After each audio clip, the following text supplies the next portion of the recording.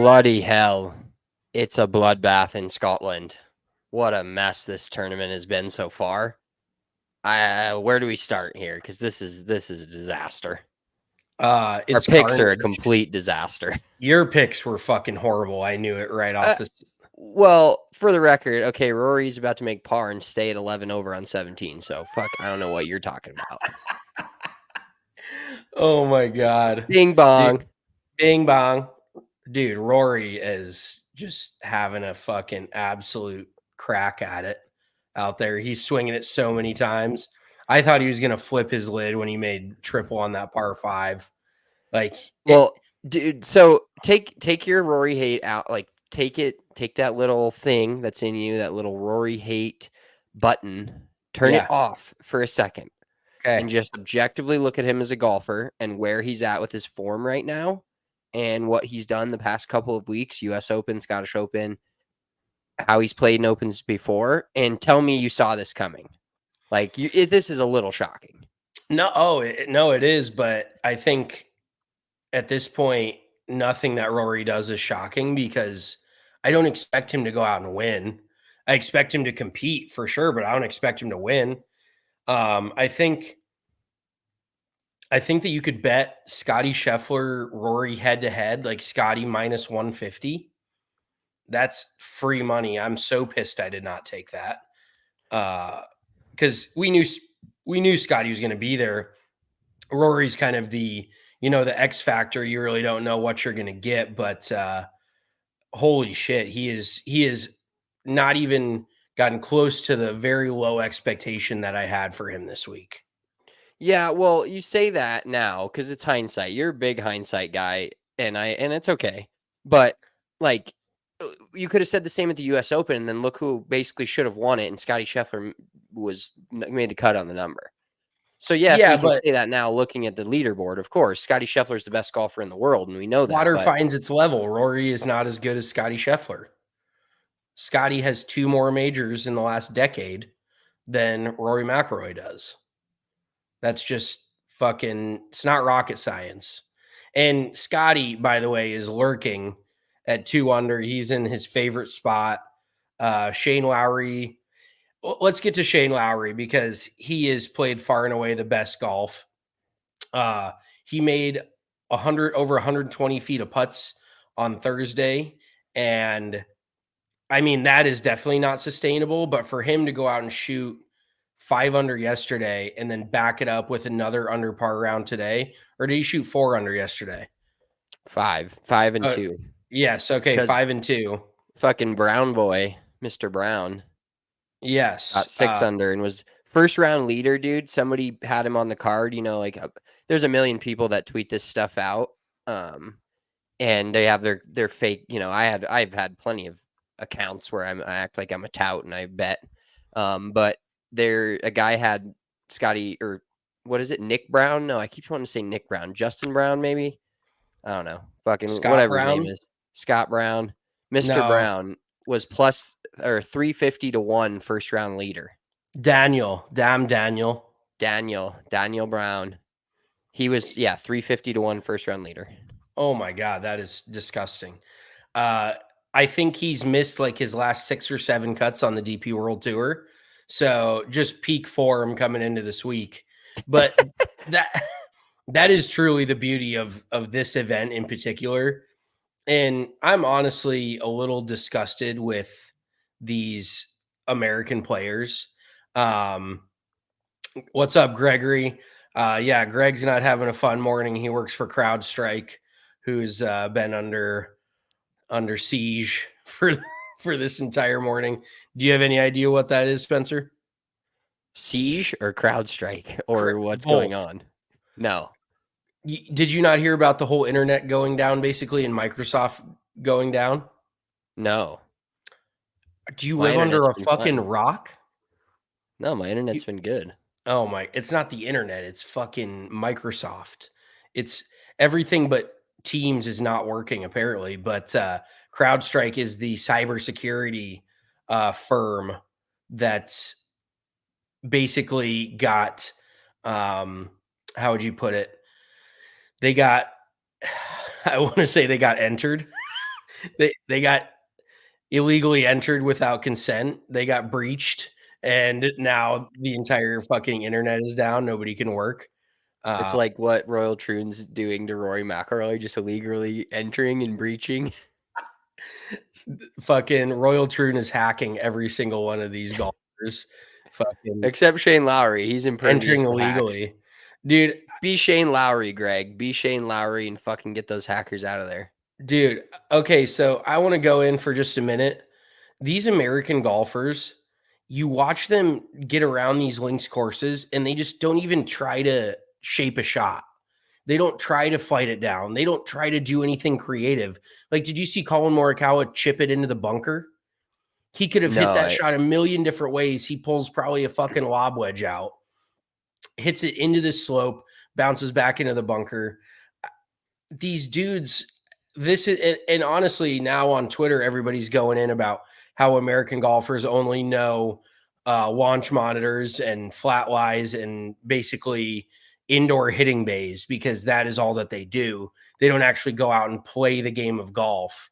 And it truly is like beautiful to watch Shane Lowry do what he does. And it's not pretty, but it's like Bobby Mack last week. It's not pretty, but you're getting it around, you're getting it in the hole, you're making putts. And I feel like putting with a week like this is so, so big in the overall grand scope of things because you could hit 3 pretty bad shots and make a 20-footer and save par, or you could hit 3 pretty good shots and walk away with a bogey or a double bogey, depending on how you're putting these greens. So, I mean, Shane Lowry's putting on a masterclass.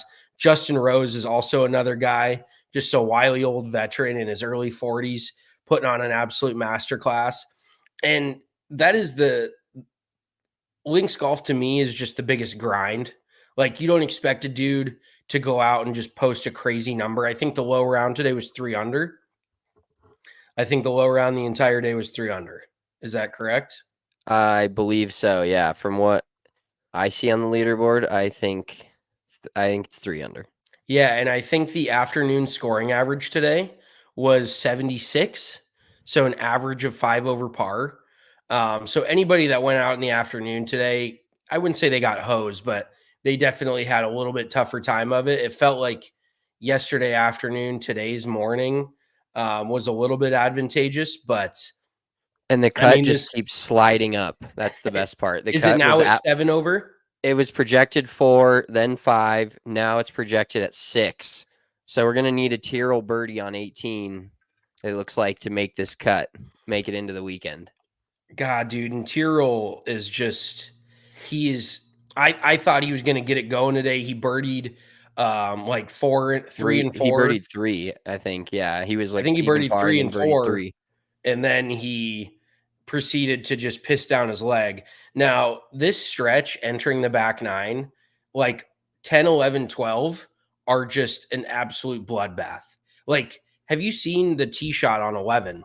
It is narrow as fuck, like 25 yards wide. The wind is howling. That's where Rory blew on OB. That's where Tyrell Hatton he had to take a drop today. I mean, all these dudes are hitting it, but that's what I don't get is like, why are you don't need to hit driver there. And I understand that, you can hit an OB with a 4-iron, but hit a stinger 4-iron or a 5-wood or whatever and get it out there and leave yourself 220 yards and get it up by the green and give yourself a chance in up and down. Like, there's being so many greens missed this week that you don't need to try to hit it close. You're fighting for pars. If you made 72 pars this week, you're probably in the top 10. So that's easily, right? I mean, right now, even par is T11. And it's only going to get worse with a little bit of the weather, especially on Sunday when everybody's arseholes water fucking tight. Ducks yes, tight. that is frog's ass water tight. That's a great saying. But I am just very frustrated by the lack of creativity by the Americans on the golf course. Just the shot shaping is not there. The grit, the will. These dudes playing year round on the PGA Tour does not set you up to come grind over here across the pond on Links Golf with all this weather. And one of the ladies on the broadcast, you mentioned it, Spencer, you said it's much easier to go. Her quote was, "It's harder to play golf. It's harder to play other golf than come play links golf versus the other way around. 90% of links golf is conditions and just shot shaping, shot making, not how far you can hit it, not how many flags you can tear down. Like this is an event where in most tournaments, there's certain holes here and there where you're not aiming at flags, but when the wind's blowing this insane, I mean, there's been shots, like I've been watching a good bit of my boy John Rahm, who's actually right there. He's feeling it. Tyrell, sit down. He's going to have like 30 feet to make the cut, which he's going to miss and then fucking throw his putter somewhere. Huck it into the fucking crowd. Do we have that Tyrell quote, Emma? Can we get that quote put up? Just from him yesterday, talking about the conditions and what it's like to be on the golf course right now. So it's hard. They didn't put any They didn't put any tees forward. You can't reach any of the par fives on the front nine. Was it 15 or 16? The par five, you're hitting a 4-iron off the tee. Tell me a good par five where you're hitting 4-iron off the tee. There isn't one. And what was your thoughts on that comment itself? I mean, he had a couple of great comments in general, but I completely agree with the comment of there's no good par five where you can't hit driver off the tee, which is a fact. Like it's not a fact, but it's as fact as I can say. And then, but does that sound whiny to you? Like they didn't put any of the tees up, or is it just him and you kind of just like laugh it off unless you hate him? Then there was one reply in the comments. It was like, "Get over it, you fat, you know what?" British word. I don't think I should say on a podcast. Oh, fuck. No, I mean, that's just who Tyrell is. Like, I think he could find something bad to say about any golf course he was on. It doesn't matter where he's playing. He's bitched about Augusta National. He's bitched about US Open setups. He's bitched about Open Championship setups. I'm sure he didn't like Valhalla because nobody did. But it doesn't matter where it is. He's going to complain about it. Even if he was winning, I think he would still complain. Like, that is the beauty of him, is he doesn't switch up. He doesn't play well and then all of a sudden, oh, I love this course. Oh, I think it's a great setup.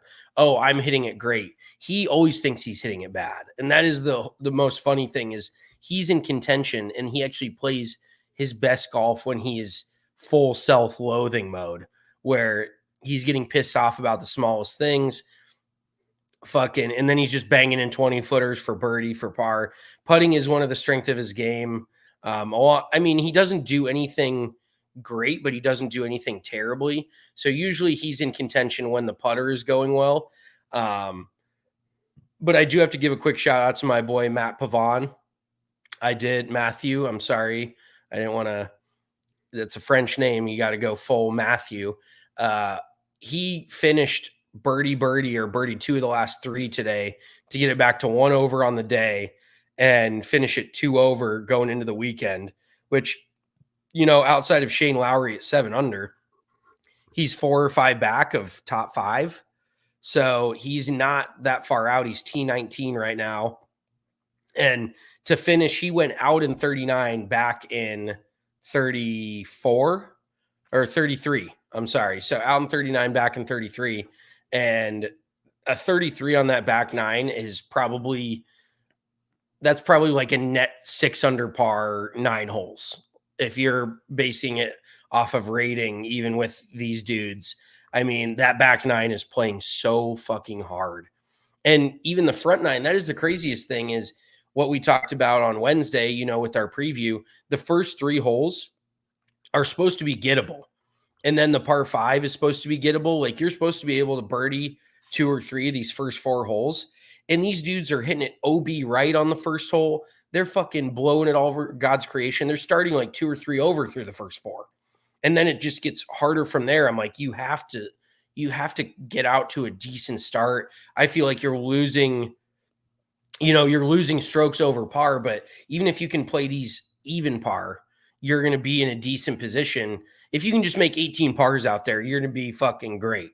So Shane Lowry, what he's doing is crazy. I feel like, it's obviously recency bias, but it feels like he's going to win by like 5 or 6. And I hope I'm wrong because I want a competitive Sunday, but that's where it's trending. Yeah, it's trending towards him just blowing this field out. And I just looked on A-Book, and he was like still plus 190 to win it. And Really? Scotty Scheffler was plus 350. So he was in second place, even being 5 shots back. Real quick, before we get on with the Open halfway home final weekend preview of this final major, how many more finals do I have? My final choice for nicotine is Lucy Nicotine, which is 100% pure nicotine and always tobacco free. They have breakers, they have pouches, they have gum. I'm rocking the Apple Ice four bangers right now. Went through about 10 wintergreens this morning. It was a rough morning, was just popping those in and out.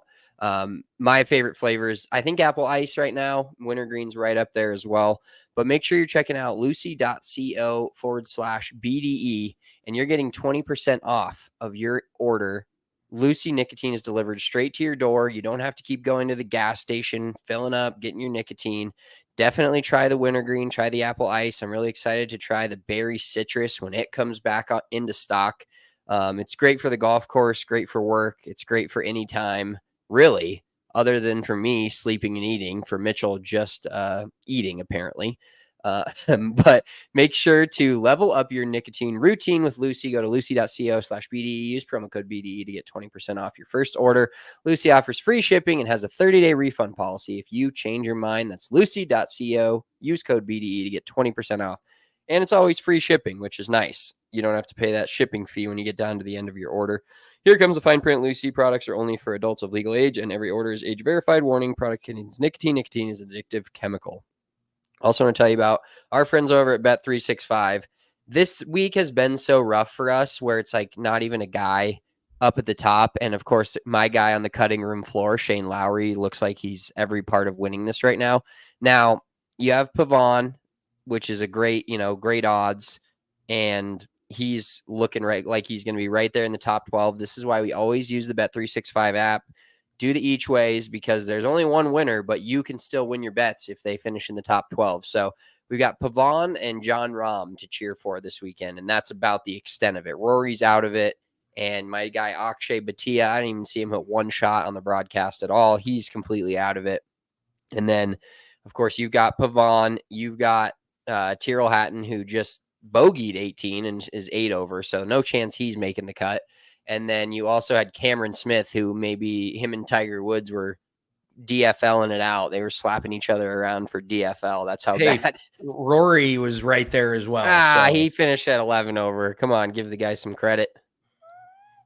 Fucking hack. But use the code ALLCITY at sign up for Bet365, and you choose between 2 offers: first bet safety net of $1,000 or betting $5 to get $150 when you sign up with that code ALLCITY.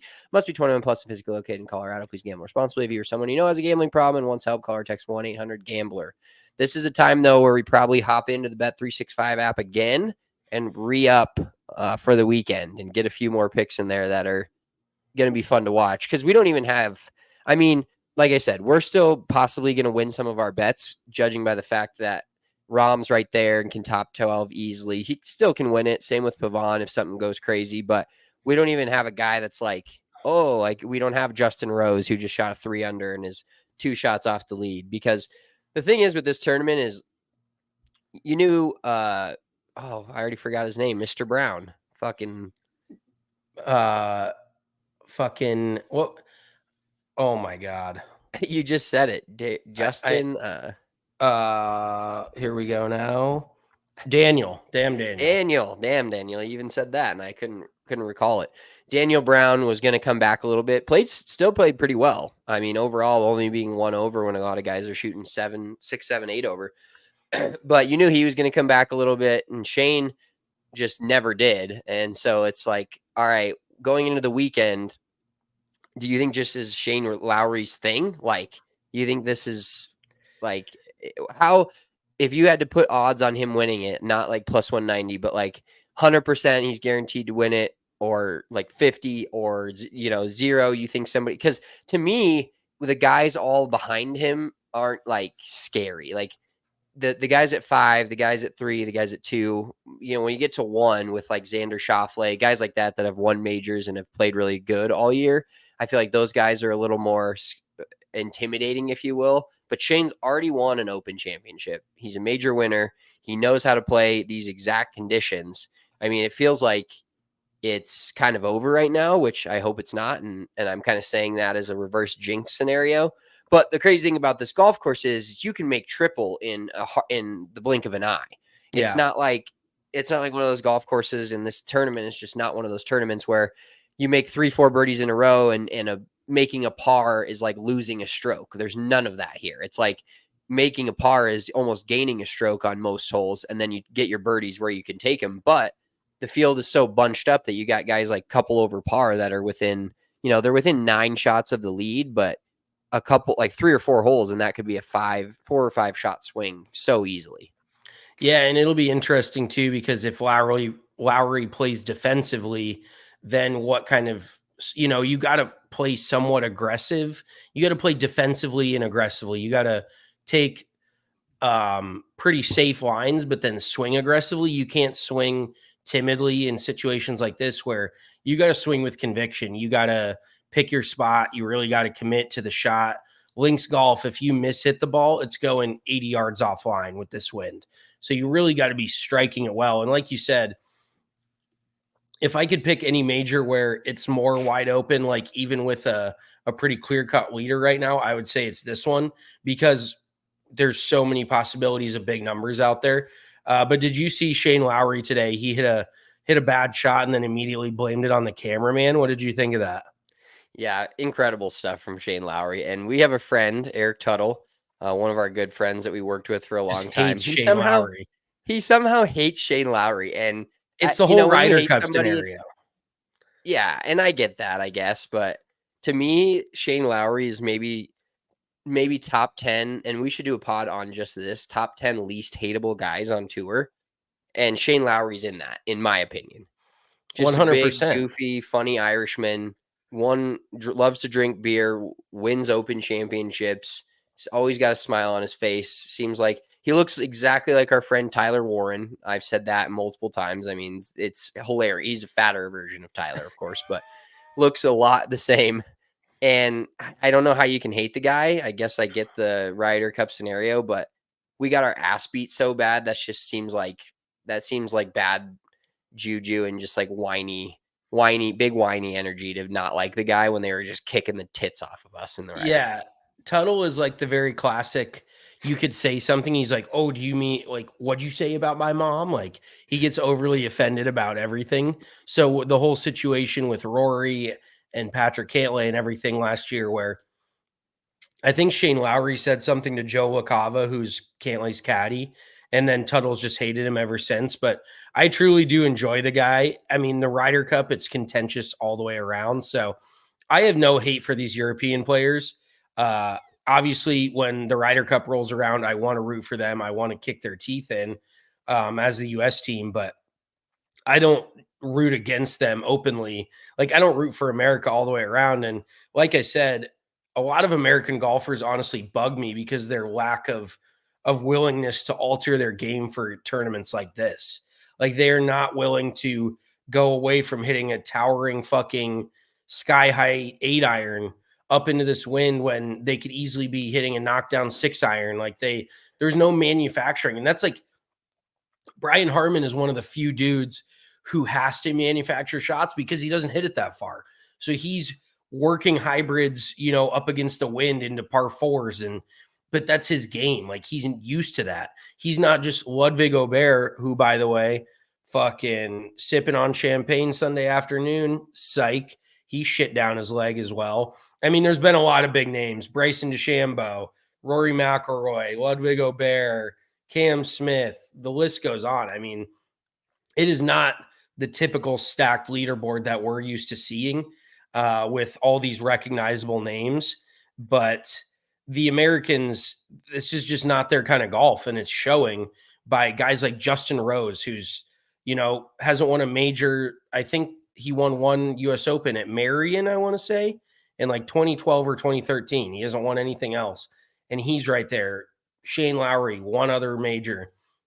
And this course is just a bloodbath. It's so much fun. And it's truly testing patience. This is mental game. This is physical game. Can you hit the shots? But then can you mentally stay in it, where these Americans are so used to being 5, 6, 7 under par. They're like, holy shit, I'm 1 under or 1 over par, 2 over par. And you have to stay in it mentally and grind that round out and figure out a way to finish even or 1 over, as opposed to letting it get away from you. And all of a sudden you're 6, 7, 8 over, which, by the way, got to give a shout out to Justin Thomas as well. Shoots a 68 Thursday, comes out, and what did he shot 45 on the front 9. What did he end up firing today? I think he's still making the cut, so shout out to him. Let me see. I'm trying to find him 7 right here. Yes, he's 4 over par total. He shot 78 today. So he shot 35 on the back 9. He went 45 33. But Justin Thomas. Wait, what did I not tweet that last week, that Justin Thomas is going to shoot 78 in the I feel like I tweeted that. The King of 6880 tweet was good. I'll give you that. Let's do a little exercise here, all right? Not physical exercise. I know that's not really your move, but wow. Let's go. All right, so we'll skip obviously Shane Lowry leading at 7 under. Daniel Brown and Justin Rose, both fairly shocking that they're there, but I want to go through the next groups of players, and I want you to give me the guy you're most surprised that's in that spot, and then the guy you think has the best chance of making a run. So 2 under par, we've got 3 guys. This I think will be pretty self-explanatory here, pretty easy to guess what you're going to say. We've got Billy Horschel, Dean Burmeister, and Scotty Scheffler. Like, how the fuck is Billy Horschel up here?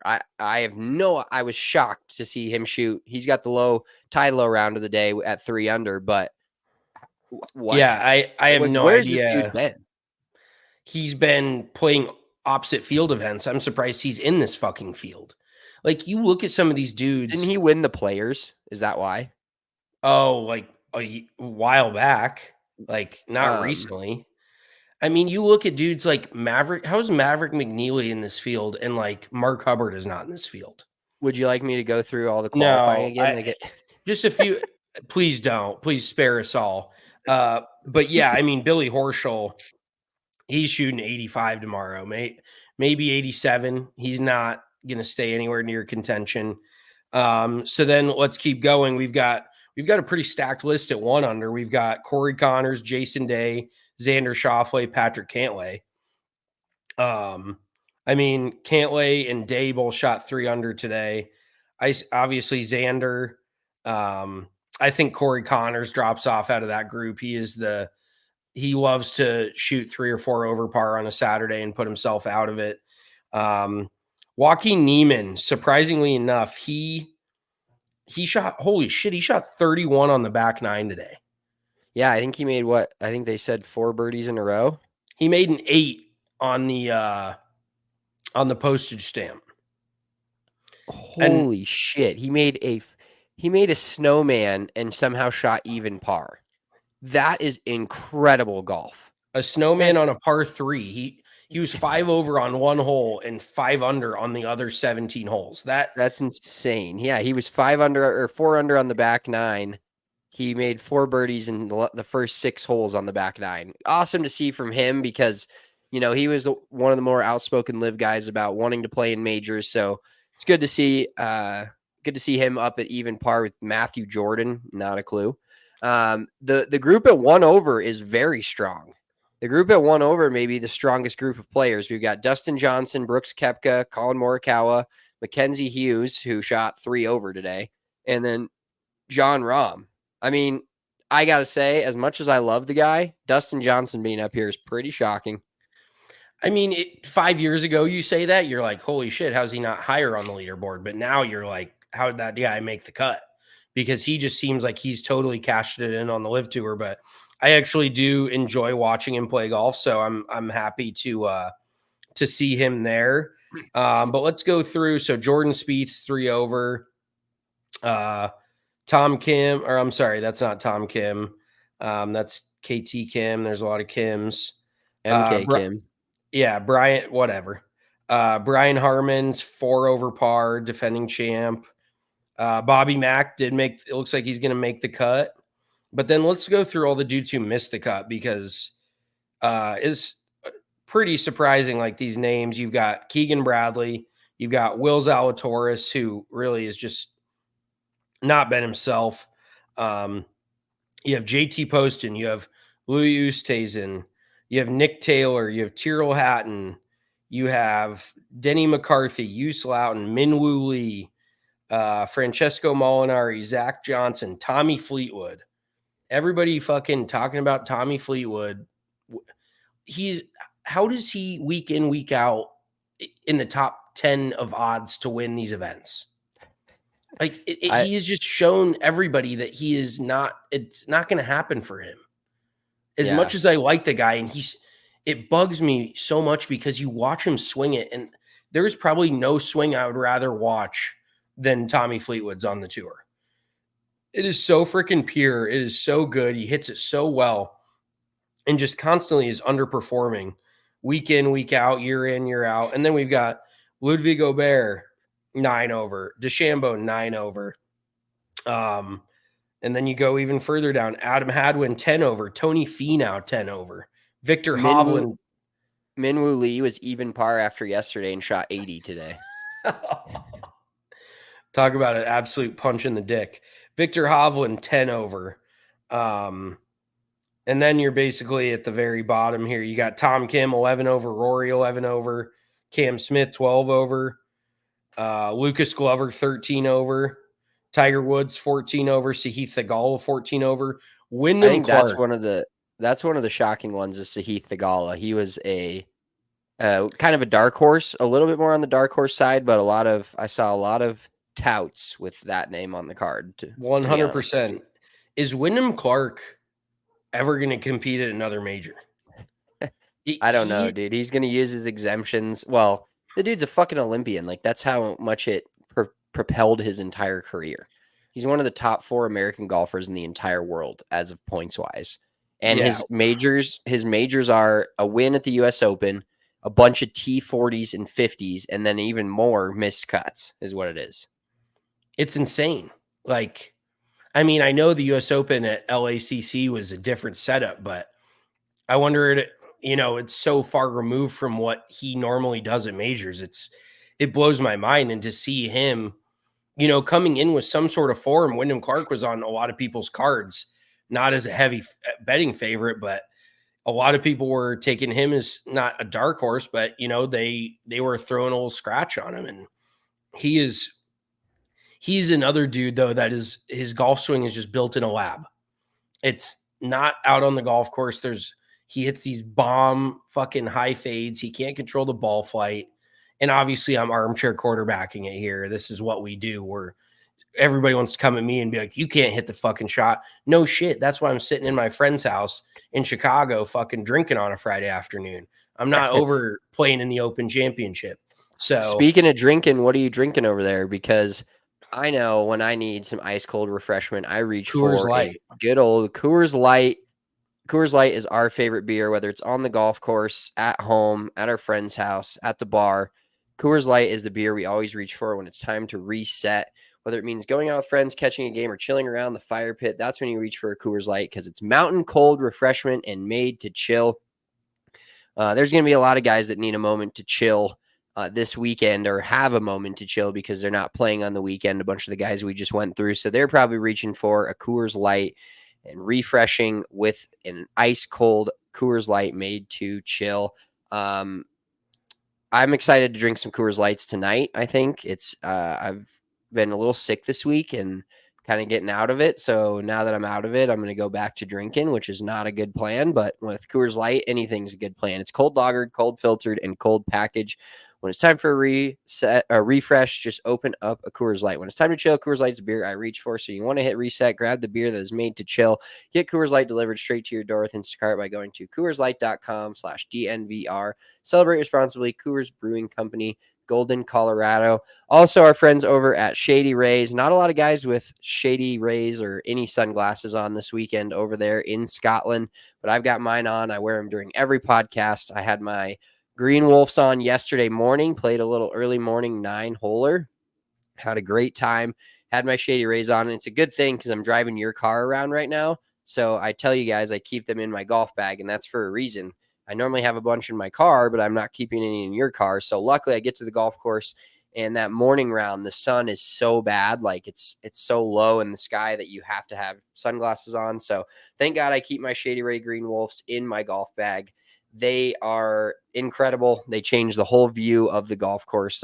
I will never wear any other pair of sunglasses other than Shady Rays. So get ready for golf season, or get with it this golf season. We're kind of already there with the quality shades that are built to last. Shady Rays, exclusively for our listeners, is giving out their best deal of the season. Head to shadyrays.com. Use code AC35 for 35% off polarized sunglasses. Try for yourself the shades, rated 5 stars by over 300,000 people. All right. Well, so we've got Tyrell going off. People are not happy about it. They're calling him a whiny, you know what. But do you think, like, what's your enjoyment level watching this golf course? Because Minwoo Lee had a funny tweet about, he said, just a little known fact, somebody rakes all the bunkers when you leave them at Royal Troon. And he's like, shout out to the guy on number 8 postage stamp, which we talked about. He is getting his work in. And they've got one of the coolest things I think in golf and golf TV coverage is the bunker cams. And dude, I've never seen, and just I'd be struggling like a mother. I'd be just throwing it out of there at that point. But just watching guys have to hit shots sideways and then backwards and then try to get out and then they're back in it. Like number 8 for being a 123-yard hole, the shortest par 3 at an Open Championship ever, is sure a fucking bitch. And like this behind me, this is what it's playing like, it seems like. And the poster says, challenge. Nothing is necessary for success as the single-minded pursuit of an objective. I think more PGA Tour players would be hitting this green than hitting the fucking postage stamp today. It's insane. Did you see, I don't know if you saw the tweet that was like, this edible isn't even hitting hard. And then me in 20 minutes, and it's Tom Kim aiming straight away from the hole, hitting a bunker shot on the postage stamp because you can't go straight out at the hole. Yeah, that hole is so good. And did you know that the tour didn't even, or the RNA, whoever, they didn't even put flags up around the on the stands around the postage stamp because they didn't want the guys to be able to see the flags and see which direction the wind was going in. That is one of the only grand. Isn't that a power move from them? They're like, yeah, fuck you. Yeah, we and want then the caddies carnage. Are like in the thing throwing up the grass and it's going nowhere. They're like, no wind, go right at it. Where's Fluff when you need him to hold up his cigarette and fucking test the wind there? But apparently today there was a lot of wind off the left, and somebody tweeted, they're like, all these tour players are being exposed for not being able to hit anything but a fade with the wedge because all of them were just starting it at the middle of the green. It ends up in that right bunker, which is dead. And then they're going back and forth. It is just carnage. So other than my players struggling, obviously it's not our best card this week. We had a little premature arrival, if you'll call it that, last week, winning the Scottish Open with Bobby Mack. So our picks are not great. I still think, like you said, Pavan and Rahm have somewhat of a chance, but other than that, I'm truly enjoying this. Like I want to see Shane Lowry shoot 75 tomorrow. And not that I'm going to root against the dude, but I just want 6 or 7 dudes in the mix Sunday when they tee off, and I want everybody to go grind it out. And, may the best man win. That's kind of what I love about these tournaments. It's a grind, and whoever can tough it out this weekend is going to walk away with the clear jug. Become the champion golfer of the year. Yeah, I think other than my picks, I'm really enjoying it as well. I think the thing that's really hurting me is the fact that I outwardly said Shane Lowry is on the cutting room floor. That hurts a lot. I actually found a couple text threads that we had. People texted us, said, who do you have for the Open? I said, I like Bryson and Lowry. And as on top of my fucking chalk ass Rory pick, still sick about that. I'll never pick him again. He may go immediate blacklist. And you know Is he what's funny is blacklisted? so for my one and done every major week we get 2 players, and I'm actually made a charge. Like I had Bobby Mack. I've made like $14 million this year. That the thing. So first place is at like 20, but top 6 get paid out, and I think I'm like 7th or 8th right now. I have Rahm and Hatton this week. So Hatton missing the cut hurts, but it's kind of strategic because I was almost going to pick Rory this week, and glad I didn't. But like the FedEx Cup playoffs still are around, and I've taken a lot of the big name guys. I had Scheffler at the Masters, so that was good. But I have to be a little strategic. So I was like, oh, maybe I'll take Rory this week. And I was like, no, let's take the live guys. They're not going to be, there's no opportunity to take them the rest of the year. And I had Bryson at the US Open, so that was good. But yeah, it's like Tyrell Hatton, I think he was one of our consensus picks, if you will, the only consensus pick we had, and fell flat on his face. And have you gotten to see, I don't know, there's so much coverage of this. Have you gotten to see guys like Dustin Johnson hit any golf shots, or are we still getting the live hate? Like, I feel like I saw a lot of Cam Smith even being 11 over because he's a future hopefully again and past champion golfer of the year. But I don't feel like there was a lot of love for the live guys, which is a usual thing. But I didn't know if you noticed the same thing or not watching it. Oh, 100%. And then they're showing the most random, like Rory's 12 over and he's got a 50-footer for birdie that he leaves 3 feet short. And they're showing that. Like, I understand you want to show the big names, but show dudes that are in contention. Or even, I haven't seen Matthew Pavon hit a single shot. I saw him hit the approach shot into 18. No, I actually saw him hit the putt on 17 to make par, and then I saw him hit the approach shot on 18, and then he made birdie. But all of a sudden, I look back and they're showing Robert McIntyre hit his approach shot into 18. I was like, where the fuck's Pavon? So I had to check the card, and he made birdie, so he made it. Yeah, 100%. I mean, the coverage is... How about Rombo's chip in? That was unbelievable because I was watching him for that stretch of holes. They were almost exclusively following him, and he hits a terrible drive, a terrible second shot, and then I was like, oh god, here comes another bogey, and he turns it into a birdie. And those are the shots. Like, I'm not sitting here saying Jon Rahm's going to win this tournament. I hope so. That'd be great. But like, those are the shots right there where you saved yourself 2 strokes. And in a tournament that a top 10 could be 1 or 2 under par, that's it's amazing how much more that means than a tournament where guys are 23, 24, 25 under. Like, oh, you chipped in for birdie. Cool. Half the field's made birdie on that same hole. That was a massive 2, potentially 3 shot swing for John, and making the cut and putting himself in a good spot. Like, those lucky shots are what you need to win an Open. Well, yeah, and Rahm is, when he's at his best, he is good at everything. He's good with the putter. He's good around the green. He's always been a phenomenal driver of the ball. So if he's going to play good golf, he's got to be good around the green. And especially this week where nobody's hitting, 15, 16 greens in regulation, you got to be good around there. And like you said, that chip in, it's just such a big momentum swing when you're staring down bogey and you walk away with a birdie. Like, that can completely flip around. So yes, I'm excited to watch Pavon and Rahm. I think one of them, for my own benefit, I hope it's Pavon, but I think one of them makes a little bit of a charge this weekend, and I think we'll get one of those guys in the top 12. Yeah, I agree. Well, hopefully 2, hopefully both of them. Hopefully both of them. That wraps it up for us for this halfway home show. Shane Lowry currently leading the Open Championship with Daniel Brown. Got it. And Justin Rose right on his tail at 5 under. And then a little swing, and then a bunch of guys at 2, a couple guys at 1 even. So should be a great weekend shaping up. We hope you tune in. Sunday live show, same place. Well, I'll actually be in Chicago. Same place on YouTube.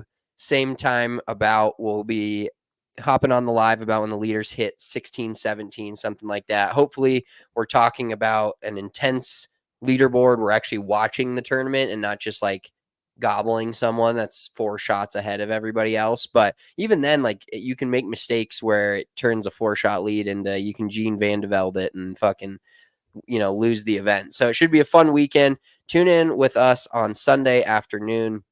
Follow us on all social media at Big Drive Energy, Big Drive Energy Pod on Instagram.